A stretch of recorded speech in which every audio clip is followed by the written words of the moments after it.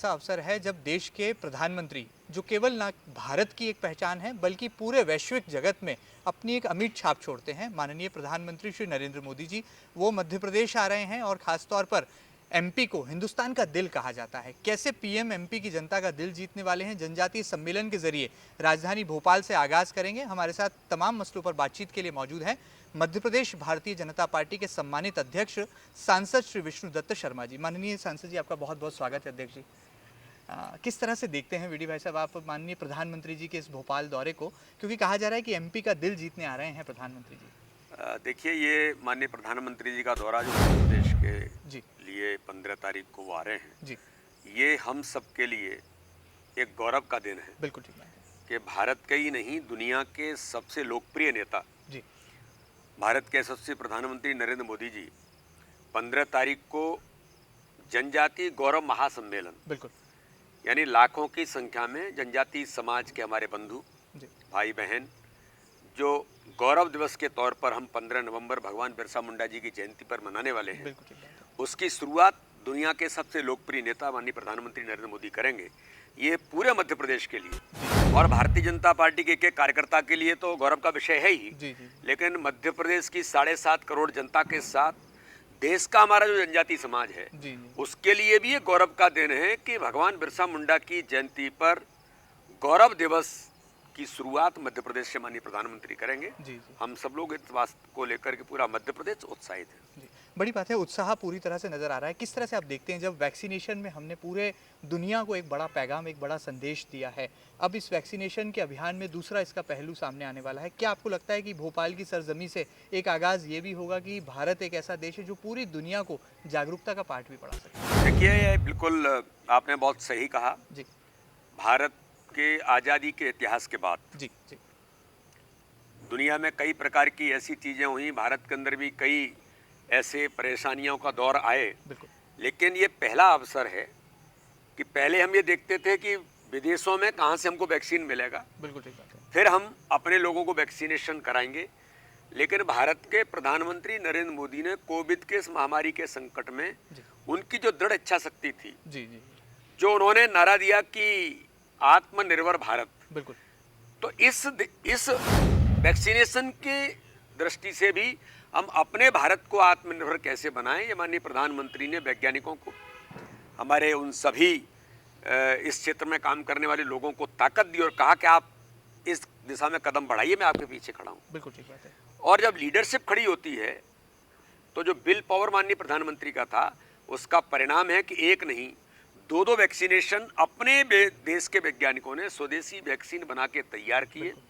और हमें गर्व है इस दुनिया के अंदर, इस देश के अंदर, कि कहाँ हम दूसरों पर आधारित होते थे, जी जी, आज भारत के प्रधानमंत्री की इच्छा शक्ति के कारण, माननीय मोदी जी की इच्छा शक्ति के कारण, जी जी, आज हमने अपने देश के अंदर 125 करोड़ के ऊपर वैक्सीनेशन हमारा होने जा रहा है, जी जी, अपने आप में जो कीर्ति दुनिया के अंदर इतिहास हमारा है। बिल्कुल ठीक बात और दूसरी बार मैं कहूँगा कि अन्य देशों को भी भारत ने वैक्सीन दे करके, जो हम कहते हैं कि सर्वे भवन्तु सुखिनः की कल्पना, वसुधैव कुटुंबकम, जी जी जी, विश्व एक फैमिली है, बिल्कुल इसको चरितार्थ करने का काम भारत के प्रधानमंत्री मोदी जी ने किया। और आज हम कह सकते हैं कि 100 लगभग 80 देशों को तो भारत ने मेडिसिन दी, प्रोवाइड कराएं, बिल्कुल ठीक है। मेडिसिन प्रोवाइड कराया। ये पहली बार भारत के आज़ादी के इतिहास में हुआ है। तो माननीय प्रधानमंत्री मोदी जी के नेतृत्व में दुनिया के देशों ने, इजराइल जैसा ताकतवर देश कहता है कि धन्यवाद मोदी जी। दुनिया के मुस्लिम देश, जिनके बारे में पता नहीं क्या क्या बीजेपी के बारे में या इस विचार के बारे में कहा जाता है, उनको भी वैक्सीन और मेडिसिन उपलब्ध करा के उन्होंने भी मोदी जी को धन्यवाद दिया। तो ये भारत के प्रधानमंत्री जी ने भारतीय संस्कृति को भी परचम दुनिया के अंदर फहराया है। और कोविड के महामारी के संकट में जी, दुनिया ने मोदी जी के नेतृत्व को स्वीकारोक्ति दी है और मोदी जी के साथ दुनिया का नेतृत्व चला। ये हर भारतवासी के लिए एक गौरव का विषय है। जी जी, माननीय अध्यक्ष जी, क्या मानते हैं, प्रधानमंत्री नहीं देश में महाप्रधानमंत्री हैं? क्योंकि जिस हरफनमौला अंदाज के लिए माननीय नरेंद्र मोदी जी जाने पहचाने जाते हैं, तो ये माना जाए कि हमारे देश के पास प्रधानमंत्री नहीं बल्कि महाप्रधानमंत्री है।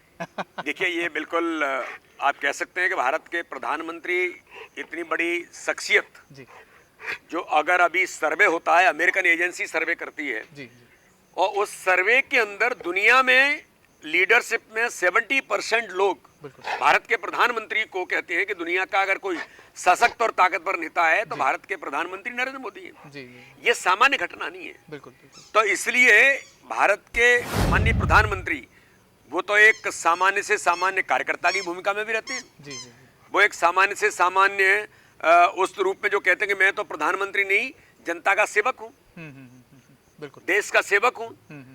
तो हम उनको महाप्रधानमंत्री कहेंगे जी। तो मुझे लगता है कि उनको शायद अच्छा नहीं लगेगा, बिल्कुल। लेकिन दुनिया और देश उनको इस रूप में देखता है। लेकिन भारत के प्रधानमंत्री माननीय मोदी जी जनता के सेवक के तौर पर खड़े हैं। आज मैं कह सकता हूं कि दुनिया को नेतृत्व देने का काम जी। भारत के लोकप्रिय प्रधानमंत्री मोदी जी ने किया है, जो हम सब लोगों के लिए गौरव का विषय है। वीडी भाई, एक मेरे मन में सवाल था कि जिस तरह से आप नवाचार के लिए जाने जाते हैं, राजनीति में नवाचार और नई ऊर्जा का जो एक संचार आप करते हैं, बड़े शुभ कदम है भारतीय जनता पार्टी के लिए, आपके लिए।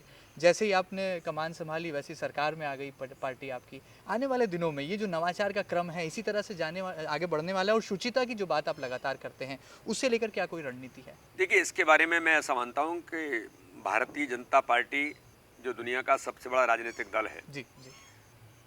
कल माननीय प्रधानमंत्री जी ने 2 दिन पहले हमारी राष्ट्रीय कार्य समिति के अंदर कहा था। जी जी। वो जब प्रधानमंत्री बने थे तब कहा था जी।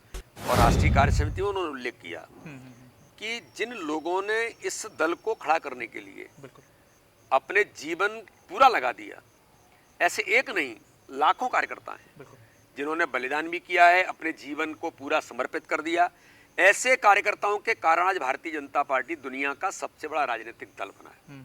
आज मैं हमारे लक्ष्मी नारायण गुप्ता जी, जो भारतीय जनता पार्टी जनसंघ से लेकर के 1952 के अंदर वो भारतीय जनता पार्टी के हिंदू महासभा के विधायक रहे, बाद में जनसंघ के विधायक बने, फिर बीजेपी के विधायक बने।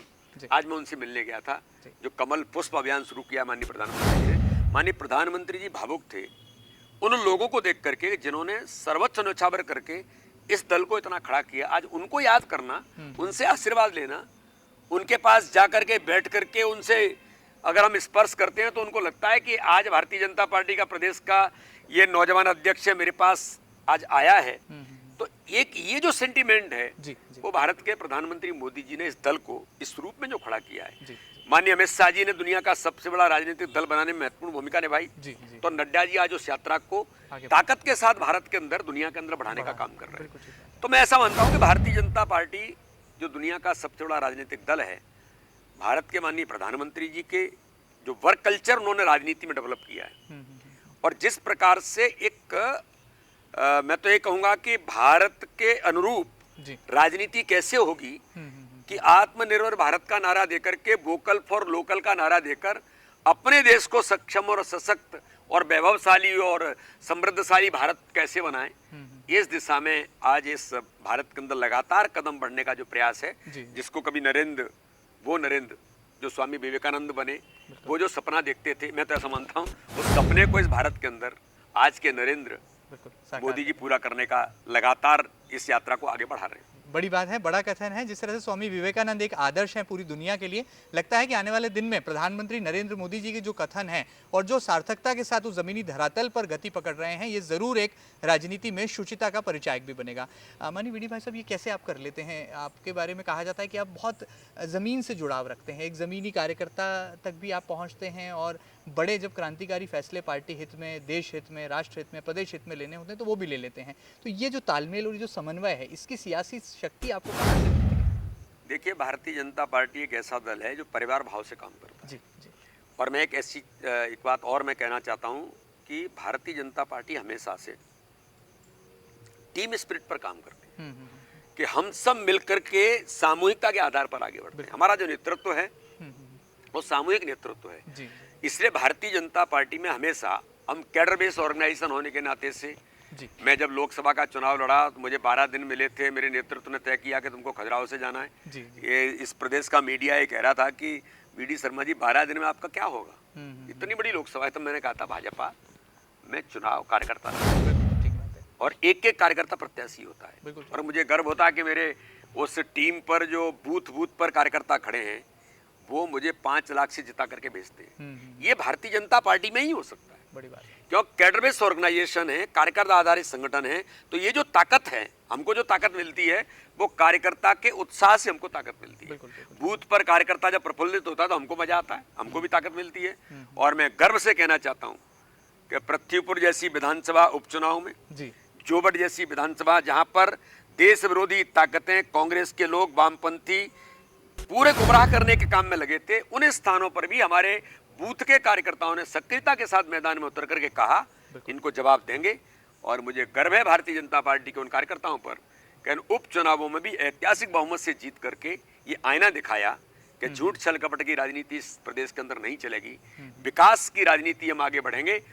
पृथ्वीपुर के अंदर तो कहा गया था कि आतंक की राजनीति, भय मुक्त पृथ्वीपुर बनाना, उस सपने को हमारे कार्यकर्ताओं ने आज मेहनत से पूरा किया। बड़ी बात है, कार्यकर्ताओं से शक्ति मिलती है और शायद यही सियासत की खूबी है कि जब वीडी शर्मा जी जैसे प्रदेश अध्यक्ष होते हैं तो न केवल पार्टी में एक नई ऊर्जा आती है बल्कि नई दिशा और दशा दोनों तय हो जाती है।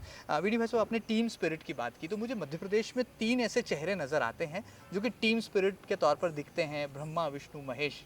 सृष्टि की रचना जरूर उन्होंने की, लेकिन सियासत की दुनिया में भी आप नजर आते हैं। आप स्वयं विष्णुदत्त हैं, इसलिए विष्णु की भूमिका में है। शिवराज जी हैं, मध्य प्रदेश के मुख्यमंत्री हैं, और केंद्रीय मंत्री ज्योतिरादित्य सिंधिया जी हैं। क्या ये त्रिशक्ति का कमाल आने वाले दिनों में मिशन 2023 में भी नजर आए? देखिए, मध्य प्रदेश के अंदर माननीय मुख्यमंत्री शिवराज सिंह चौहान एक ऐसे कार्यकर्ता हैं, मैं एक शब्द उपयोग कर रहा हूँ, मुख्यमंत्री होने के बाद और 15 वर्ष शासन करने के बाद व्यक्ति के अंदर कार्यकर्ता का भाव बना रहे, ये आसान नहीं होता।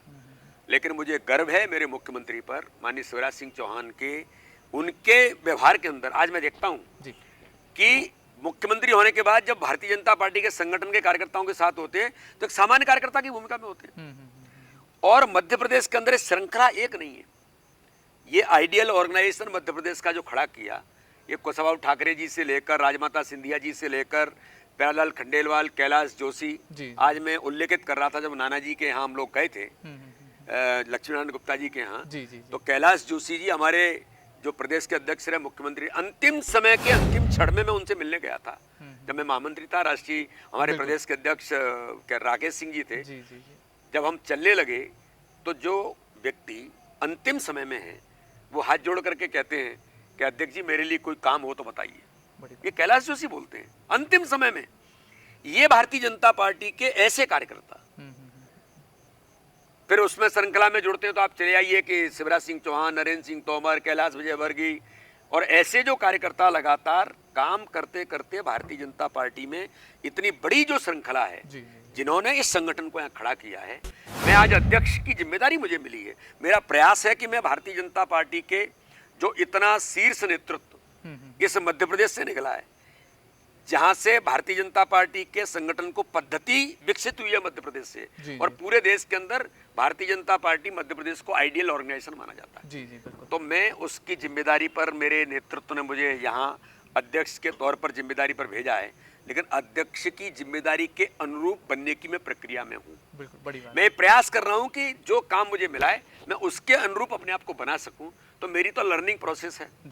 इतने वरिष्ठ लोग हैं, उनका स्नेह और आशीर्वाद है, और उस आशीर्वाद से जो आपने कहा ना, ताकत हमको यही मिलती है कि वो हमको स्नेह देते हैं, आशीर्वाद देते हैं। कार्यकर्ता और नौजवान ताकत के साथ खड़ा होता है। इसी उत्साह के साथ मेरा ये प्रयास है कि मैं एक अच्छे अध्यक्ष की भूमिका में, इस भूमिका का मैं निर्वहन कर सकूं।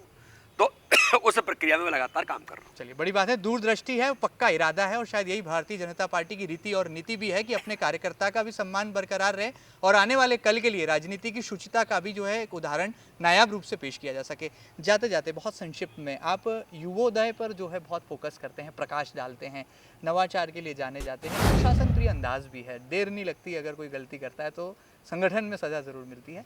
नए चेहरों को लेकर किस तरह से आप देखते हैं कि आने वाला जो भविष्य है राजनीति का, क्या वो नए चेहरों के साथ जो है जनता के बीच जाएगी भारतीय जनता पार्टी? देखिए, भारतीय जनता पार्टी समयानुकूल आज के समय में क्या आवश्यकता है उसके अनुरूप काम करती है। माननीय प्रधानमंत्री जी, माननीय अमित शाह जी, माननीय नड्डा जी, या हमारी जो लीडरशिप है, जिन्होंने इस देश के अंदर किस दिशा में हमको आज कदम बढ़ाने की जरूरत है। और मुझे गर्व है कि भारत के लोकप्रिय प्रधानमंत्री जी के कारण आज इस देश के अंदर राजनीति की एक नई दिशा जो बनी है कि देश के लिए काम करना।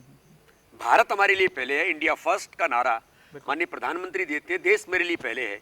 ये जो राजनीति में वर्क कल्चर, ये राजनीति के अंदर वो मूल्य स्थापित किए, आज मुझे गर्व होता है कि भारत का प्रधानमंत्री नरेंद्र मोदी जी वो प्रतिवर्ष जाते हैं, चुनाव जीत करके आते हैं, लेकिन शक्ति अर्जित करने के लिए भगवान केदारनाथ के पास जाते हैं। और भगवान केदारनाथ के पास जाकर के आध्यात्मिक शक्ति के आधार पर राजनीति इस देश की वो शक्ति चाहिए समाज के लिए काम करने के लिए, उन हर वर्ग के गरीबों के काम करने के लिए, वो शक्ति को अर्जित करने के लिए प्रधानमंत्री इस देश के अंदर आध्यात्मिक ऊर्जा प्राप्त करने जाते हैं। किसके लिए? उन गरीबों के लिए। किसके लिए? देश के लिए। किसके लिए? अपने संगठन को ताकत देने के लिए। तो ये जो वर्क कल्चर खड़ा किया है और ये जो एक पद्धति माननीय प्रधानमंत्री जी ने, माननीय अमित शाह जी ने, माननीय नड्डा जी ने जो विकसित की है, मैं आज गर्व से कहता हूं कि पूरा भारत का युवा आज गांव-गांव के अंदर, मैं देखता रहा था अभी जोबट के चुनाव में जनजातीय क्षेत्र में जो गुमराह करने वाले लोग थे, देश विरोधी ताकतों को क्या जवाब दिया है नौजवानों ने? कहा कि ये नहीं चलेगा, विकास का रास्ता ही इस देश में अब काम करेगा। और मैं ऐसा मानता हूं कि गरीबों के जीवन को बदलने का काम, हर गरीब का जीवन कैसे बदला जाएगा कि अगर कोई गरीब है तो उसको अपने घर में रहने का अधिकार है, उसका भी अपना मकान चाहिए। अगर कोई गरीब है, गरीब माँ है, तो उसको भी उज्ज्वला गैस कनेक्शन से जीवन उसका बदल सकता है। अगर गरीब को बीमार होता है तो उसको भी इस देश के अंदर इलाज कराने का अधिकार है। वो साहूकार के पास न जाए। आयुष्मान भारत का कार्ड साहूकार के तौर पर जेब में होगा, 5 लाख तक का फ्री में इलाज कराने का अधिकार भारत के प्रधानमंत्री ने दुनिया के अंदर इतिहास बनाया है। ऐसी एक नहीं, मैं तो कहता हूं कि पता नहीं कितनी चीजें भारत के लोकप्रिय प्रधानमंत्री जी ने और मध्य प्रदेश के अंदर हमारे माननीय मुख्यमंत्री शिवराज सिंह चौहान ने जो काम किया है, गरीबों के मन और दिल को जीता है। यही भारतीय जनता पार्टी है जो दूसरे दलों से भाजपा को अलग करके दिखाती है। उपचुनावों में इतनी जीत के बाद अब कोई चैलेंज बाकी रह गया है? कमलनाथ जी और दिग्विजय सिंह जी, कुछ चुनौती है क्या आपके लिए व्यक्तिगत तौर पर भी और भारतीय जनता पार्टी? देखिए, मेरा ऐसा मानना है कि हम लोग तो सामूहिक तौर पर काम करते हैं। कांग्रेस के बारे में ये उनका दल है, वो उसके बारे में विचार कर सकते हैं। हमारे सामने कोई, हम कभी जो चाणक्य की नीति है, चाणक्य कहते हैं कि दुश्मन को या विरोधी को कभी कमजोर नहीं मानना चाहिए। हम तो कभी नहीं मानते। हम मैदान में उतरते हैं अपनी पद्धति पर, अपने काम पर, अपने कार्यकर्ताओं की मेहनत पर। बूथ का कार्यकर्ता काम करता है उस पर और अपने सिद्धांत पर, अपनी नीतियों पर हम लगातार आगे बढ़ रहे हैं। लेकिन कांग्रेस इस देश के अंदर आज अपना अस्तित्व खो रही है। एक परिवार तक सिमट गई है देश के अंदर, प्रदेश के अंदर। प्रदेश के अंदर ही 2 लोग बचे हैं और वो भी ऐसे लोग हैं जो अप्रासंगिक हो गए हैं। आज दिग्विजय सिंह के कहते हैं कि मैं जाता हूं तो जनता मुझे वोट नहीं देती बल्कि काट देती है। देख, कमलनाथ जी के हाल ये है। कमलनाथ जी को आपने देखा होगा कि किस प्रकार की भाषा, अनियंत्रित व्यवहार, ये जो चीजें हैं वो ये दर्शाती हैं कि कांग्रेस की लीडरशिप कहती है कि नेतृत्व तो भ्रष्टाचार में आकंठ डूबा है, तो दूसरे उन्हीं के लोग कहते हैं कि बूथ पर कोई काम ही नहीं बचा। तो मेरा ऐसा मानना है कि लोकतंत्र में इस प्रकार के जो लोग हैं और कांग्रेस जो अस्तित्व खो रही है, आज कहीं ना कहीं हमारी और जिम्मेदारी बढ़ती है। तो इतना चैलेंज हमारे लिए जरूर है कि जब हमको व्यापक समर्थन मिल रहा है, हमारे साथ जनता माननीय प्रधानमंत्री के नेतृत्व में खड़ी है, तो हमारी जिम्मेदारी बनती है कि उस जनता के अनुरूप अपने व्यवहार के साथ हम उनकी अपेक्षाओं और आकांक्षाओं पर खरे उतरें। ये एक एक जनप्रतिनिधि के लिए, चाहे माननीय सांसद, माननीय विधायक या जो भी हमारे जनप्रतिनिधि, भारतीय जनता पार्टी के हमारे कार्यकर्ता, कि कोविड के महामारी के संकट में उनके लिए सेवा के लिए खड़े होना, सेवा ही समर्पण के अभियान में राजनीति के साथ सामाजिक भूमिका का निर्वहन करना, जो बेहतर किया। तो वैक्सीनेशन का अभियान आता है तो वैक्सीनेशन में एक एक कार्यकर्ता वैक्सीनेशन के लिए उतरे और मध्य प्रदेश ने इतिहास बनाया। हमारे कार्यकर्ता मैदान में उतरे। आज माननीय प्रधानमंत्री ने पुनः आह्वान किया है कि घर घर दस्तक देना और दस्तक देकर के सेकंड डोज लगाकर इस महामारी से बचने का प्रयास करना। यह भारतीय जनता पार्टी के कार्यकर्ता इस भूमिका में लगे। आखिर में जाते जाते मध्य प्रदेश की जनता के लिए क्या खास संदेश होगा? क्योंकि नगरीय निकाय चुनाव की कहा जा रहा है कि उल्टी गिनती शुरू हो गई है, पंचायत चुनाव की आहट हो चुकी है, मिशन 2023 भी बहुत दूर नहीं है। क्या संदेश मध्य प्रदेश की 7.5 करोड़? देखिए, मैं तो मध्य प्रदेश की 7.5 करोड़ जनता जो हमारी भगवान है जी, और मैं ऐसा मानता हूं कि राजनीति में जनता ही सब कुछ होती है। भारत के लोकप्रिय प्रधानमंत्री माननीय नरेंद्र मोदी जी ने गरीबों के जीवन बदलने के लिए जो गरीब कल्याण की योजनाएं हैं, मध्य प्रदेश की सरकार ने माननीय मुख्यमंत्री के नेतृत्व में गरीब कल्याण की योजनाएं हैं, उनको हम जमीन पर उतार करके हर गरीब तक पहुंचाना और उन योजनाओं से कोई भी जो वंचित व्यक्ति है वो वंचित न हो, ये भारतीय जनता पार्टी के कार्यकर्ताओं का भी प्रयास होगा। और मैं तो प्रदेश की जनता से भी अपील करना चाहता हूं कि इन योजनाओं का लाभ लेकर के अपने जीवन को बदलने का काम हम सब करें। साथ में मैं एक बात जरूर कहना चाहता हूं कि सेकेंड डोज के बारे में, जो कोविड के महामारी के संकट से बचने के लिए जो माननीय प्रधानमंत्री ने पुनः आह्वान किया है कि हम सब निकल करके 7.5 करोड़ जनता जिनको वैक्सीनेशन होना है, सेकेंड डोज लगना है, घर घर दस्तक दें और डोज लगा करके इस महामारी से बचें। बहुत बड़ी बात है। मध्य प्रदेश बीजेपी के अध्यक्ष भी हैं और लगातार सियासी व्यस्तता भी बहुत है। दीपावली का मौका है, लेकिन प्रधानमंत्री चूंकि मध्य प्रदेश आ रहे हैं, हिंदुस्तान का दिल जीतने आ रहे हैं, ऐसे में पूरी भारतीय जनता पार्टी तैयार है पलक पावड़े बिछाकर उनका स्वागत करने के लिए। और आने वाले कल में कैसे वैक्सीनेशन महाअभियान का जो दूसरा चरण है, यानी कि जो सेकेंड डोज का महाअभियान है, वो कैसे गति रफ्तार पकड़ने वाला है, इसे लेकर रणनीति भी तय है भारतीय जनता पार्टी के। ऐसा कुछ कहना है वीडी शर्मा जी का। एमपी न्यूज के इस खास सेगमेंट में फिलहाल इतना ही। ये खास चर्चा आपको कैसी लगी हमें जरूर बताइएगा और ताजा तरीन खबरों के लिए लगातार बने रहिएगा आपके अपने न्यूज चैनल एमपी न्यूज के साथ। फिलहाल दीजिए इजाजत, नमस्कार।